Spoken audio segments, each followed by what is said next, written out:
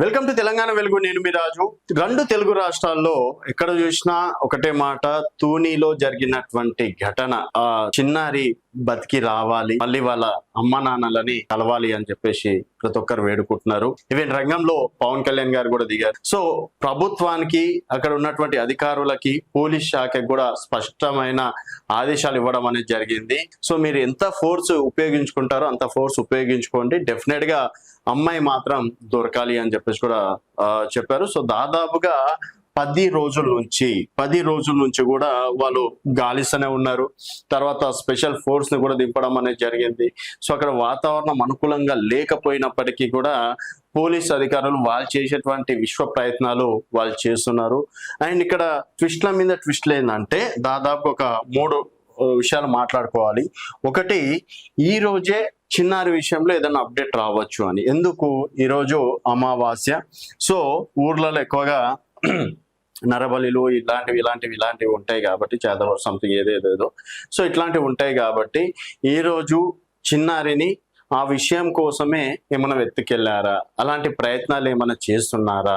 So అక్కడ దాదాపుగా cell towers ఉన్నాయి, 3-4 సెల్ టవర్స్ ఉన్నాయి అనుకుంటా. 4500 కాల్స్ ఆ టైంలో రావడం అనేది జరిగిందని చెప్పేసి అంటున్నారు. సో ఈ కాల్స్ అన్నిటిని కూడా పరిశీలించే ప్రయత్నాలు చేస్తున్నారు.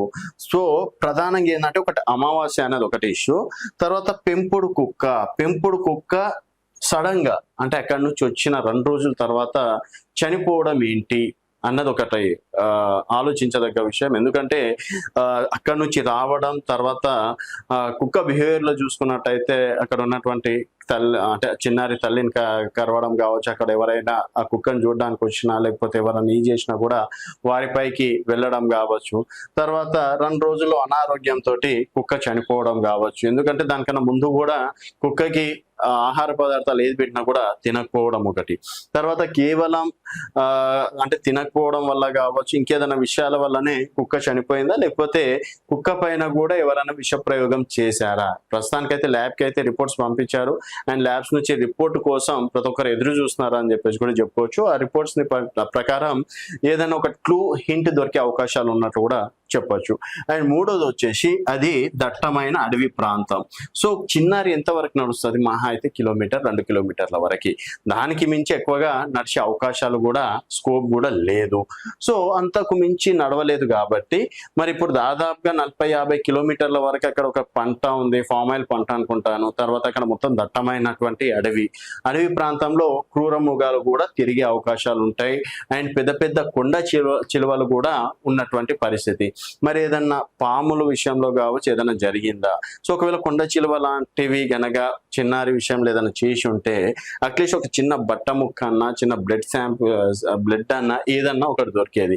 కాకపోతే ఇక్కడ ఇంకో ట్విస్ట్ ఏంటంటే ఆ రోజే వర్షం పడడం, దాదాపుగా 2-3 రోజులు వర్షం పడడం తోటి ఆనవాళ్ళు లేకుండా పోయాయా అన్న కోణంలో కూడా చూస్తున్నారు. సరే, మరి అంత వర్షం పడ్డ చిన్నారి అంటే తినకుండా ఏ మనిషి అయినా సరే దాదాపుగా 5-6 రోజుల కన్నా నీళ్లు ఏది ముట్టకుండా 5-6 రోజులు బతికే అవకాశం ఉంటది. కానీ చిన్న పిల్ల అన్ని రోజులు దాదాపుగా 10 రోజులు అవుతుంది. 10 రోజులుగా ఆహారం లేకుండా పాప బతికే ఛాయిసెస్ అనేది చాలా వరకు తక్కువ.